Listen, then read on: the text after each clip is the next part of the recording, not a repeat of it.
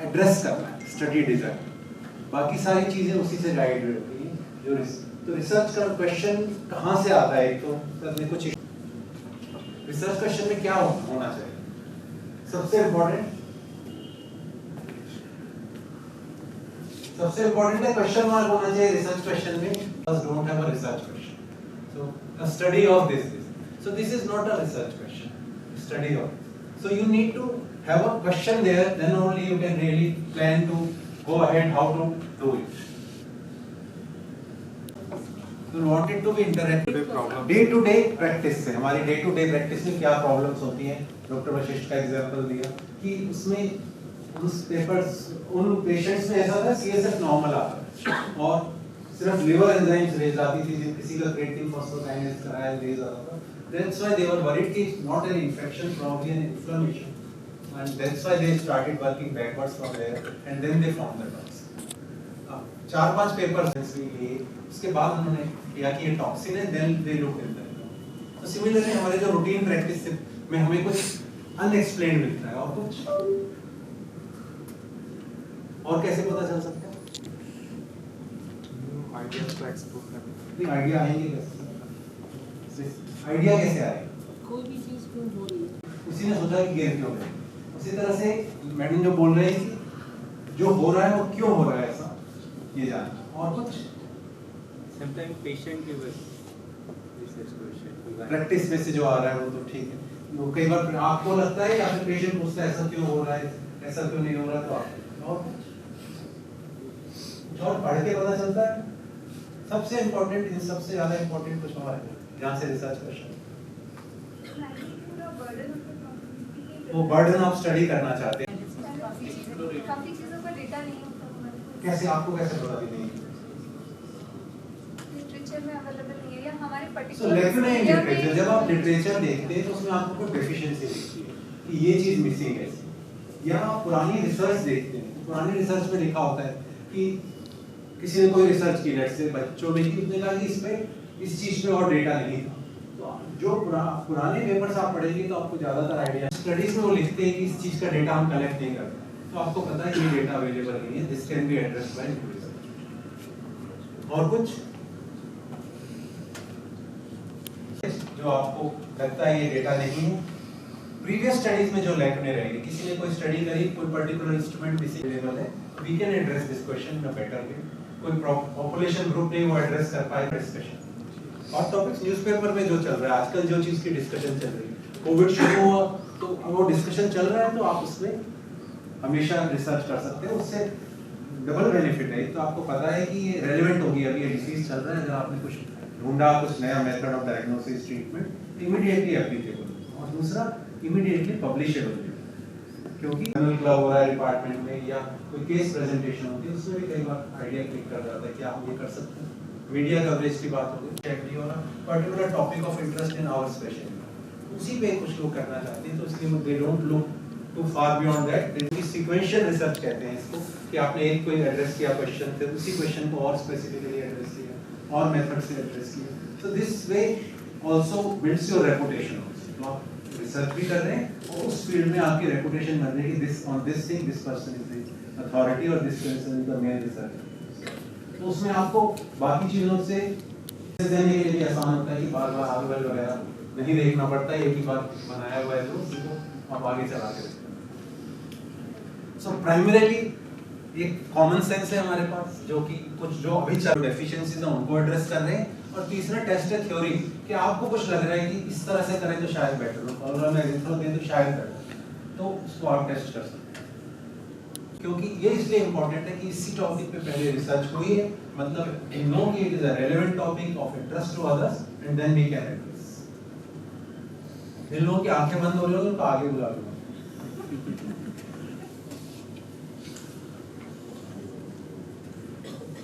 Previous research is an easy way to start for the beginner, क्योंकि पहले से research हुई है, we know it is relevant, and what do? Either we improve the previous study or we extend the social.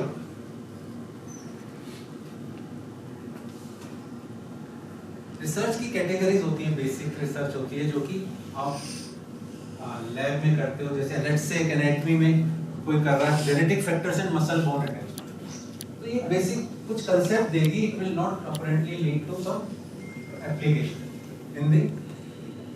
इसको कोई और कर रहा है अटैचमेंट ऑफ लैटिस्मा डोर्साई और इलम्ब्रस, सो इसमें मेजरमेंट्स होंगे कि कितने डिस्टेंस पे होता है, इसी को आप अप्लाई कर सकते हैं स्पोर्ट्स मेडिसिन में कि weight lifting capacity how is it related to the muscle कितनी दूर अटैच्ड है from the joint. And then there is a qualitative research. So what is qualitative research?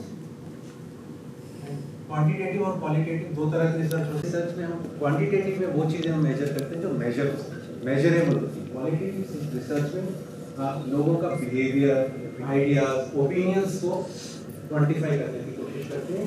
आपने देखा होगा क्वालिटेटिव रिसर्च में भी लोग कोशिश करते हैं कि 50% सेड दिस, 30% सेड दिस, उसको क्वांटिफाई नहीं करना होता। क्वालिटेटिव रिसर्च का मतलब है क्या जो 50% जो लोग कह रहे हैं वो सही होता है और 30% का गलत होता है। इलेक्शन की बात नहीं कर रहा, अदरवाइज ऐसा नहीं होता। जो 1% भी है मान लीजिए, उसका जो ओपिनियन है उस अपने लिए उसके वही वैल्यू रखता है। इसलिए क्वालिटेटिव रिसर्च में जिसमें हम ओपिनियंस वगैरह कलेक्ट करते हैं ईज के लिए काउंट कर देते हैं, but otherwise we have to qualitative research में इंडिविजुअली एनालाइज ईच पर्सन। और दूसरा क्वालिटेटिव रिसर्च में sample size is not an important component, उसमें number of people whose opinion is taken is not important, the variety of opinion. So research question is a question mark. So what is it if you simple words you say it is the question we are trying to answer by the research. तो जब तक आपके मन में question नहीं है तब तक हम लोग कोई रिसर्च नहीं कर सकते। लेट्स से जैसे इस तरह की वर्कशॉप है तो we can have a description of participants. आप कॉन्फ्रेंस के बाद आप ट्राई कर रहे हो किस तरह के लोग इस टाइप की रिसर्च करते हैं, नेक्स्ट कॉन्फ्रेंस से पहले कि किस तरह के पार्टिसिपेंट्स कितने ग्वालियर से थे, कितने बाहर से, just proportions you will tell, this will just describe the participants. The other is analytical research कि ऐसा क्यों होता है, what was the difference between। अब इसमें एक क्वेश्चन है कि क्यों होता है, कि क्यों ये कुछ लोगों ने ये अटेंड की, क्यों कुछ। तो this type is an analytical और inferential research question जिसमें आप क्यों का सवाल पूछते हैं, ऐसा क्यों होता है। और दूसरा होता है डिस्क्रिप्शन कि क्या हुआ। Qualities of a good research question क्या होंगे, एनी आइडियाज? कोई आप सवाल पूछ रहे हो तो क्या कैसा होना चाहिए, कुछ हमने सोचे भी।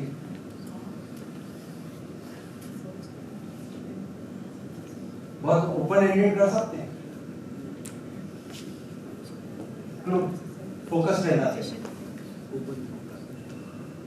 नया होना चाहिए।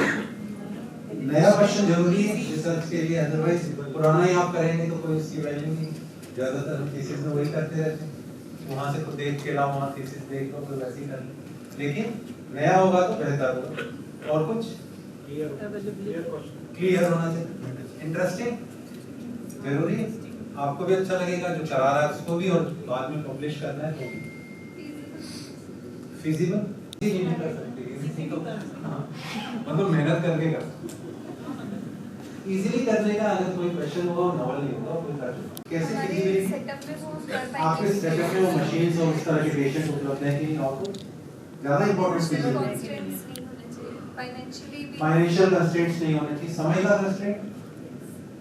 कंस्ट्रेंट नहीं होना चाहिए। आपके पास जो भी थीसिस के लिए या रिसर्च के लिए जितना समय उपलब्ध है उसके अंदर पॉसिबल हो, मैन पावर एक्स्ट्रा नहीं चाहिए, relevant to the practice, to the field.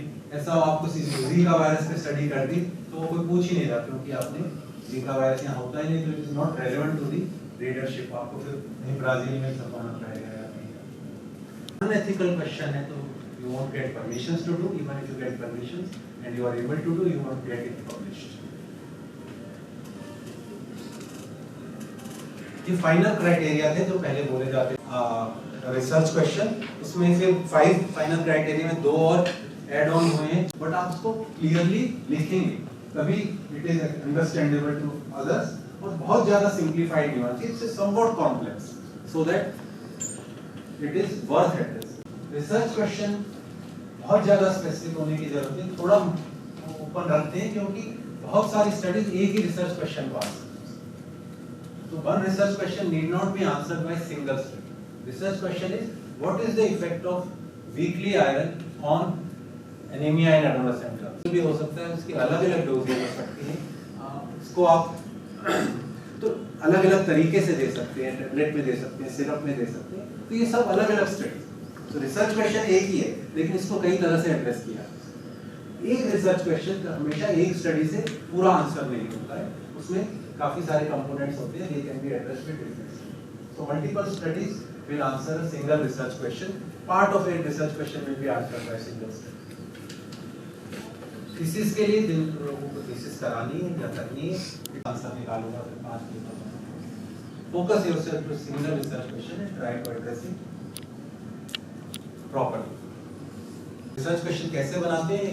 Broad आपको पहले एरिया ढूंढना है, उसके अंदर फिर स्टडी करके कोई स्पेसिफिक क्वेश्चन डेवलप करना है। जब तक आपको ब्रॉड एरिया पढ़ा नहीं होगा आपने, तब तक आप उसमें लैक्यूने नहीं ढूंढ सकते, और लैक्यूने नहीं ढूंढ सकते तो रिसर्च क्वेश्चन क्वेश्चन बनाने की कोशिश की है। जैसे प्रैक्टिस में देखते हैं सबका सीजर कंट्रोल अच्छा नहीं होता, बहुत सारे पेशेंट्स को ट्रीटमेंट चल रही है बट सीजर्स कंट्रोल नहीं।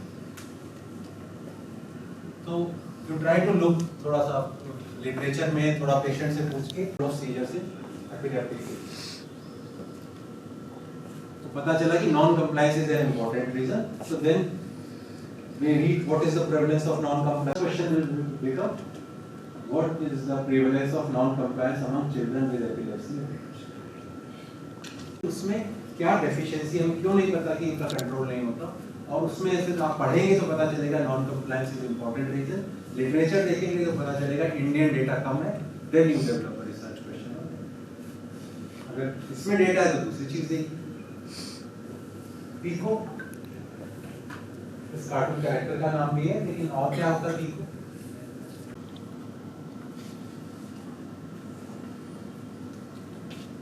ये रिसर्च क्वेश्चन में पी को हमेशा होना चाहिए। P is for population, I is for intervention, C is for control, और O is for outcome. Research question में हमेशा होना चाहिए कि किस पॉपुलेशन में आप काम करने वाले हैं, कौन से लोग पार्टिसिपेंट्स होंगे, क्या आप इंटरवेंशन दे रहे हैं, क्या जिनको इंटरवेंशन नहीं दे रहे दूसरे ग्रुप को क्या कंट्रोल मिल रहा है, और आउटकम क्या चीज को आप पढ़ रहे हैं। दो ग्रुप तो है, उसमें एक्सपोजर होता है कि क्या एक्सपोजर को आप स्टडी कर रहे हैं और क्या आउटकम। बच्चों में, ओबीस बच्चों में हाइपरटेंशन कितनी कॉमन है ये आप स्टडी है, तो इसमें बच्चे जो है वो पॉपुलेशन है, ओबेसिटी इज एक्सपोजर, और आउटकम इज ब्लड प्रेशर और हार्ट। तो ये आपके रिसर्च क्वेश्चन के कंपोनेंट होने चाहिए। पॉपुलेशन, पेशेंट या problem is the first component, with what prognostic factor or exposure, what is comparison if it is a comparative study, outcome में हमेशा this is better than this is good, ये आपको नहीं करना, क्योंकि weekly iron better than oral iron, yes, ये बेहतर research question नहीं है। आपका रिसर्च क्वेश्चन ये होगा कि what is the gain in hemoglobin with weekly iron as compared to daily, तो ज़्यादा है। That is a statement which describes the answer to the research question, which you think would be the possible answer. So that is hypothesis. Either research question or hypothesis, only one is required in most of the proposals. जब आप research question बनाएं, other than the final criteria, ensure that it is addressing a knowledge goal. It should be clearly defined, should be complex, and it should question ये आ सकता है। So would the topical skin application of sunflower oil as a skin barrier reduce nosocomial infection in people?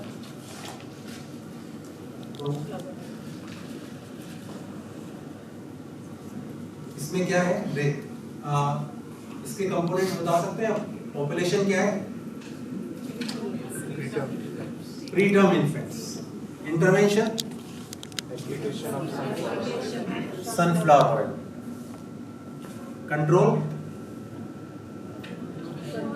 सो इसमें control लिखा नहीं है, कई बार research question में कंट्रोल नहीं लिखते हैं, which is either care as usual और there may be a place.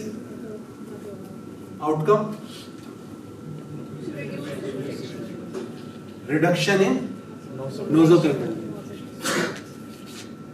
कई बार एडिशनल लिख देती हूँ, additional of this study skin barrier sunflower oil intervention थी, but why it is being used as a skin barrier in NC.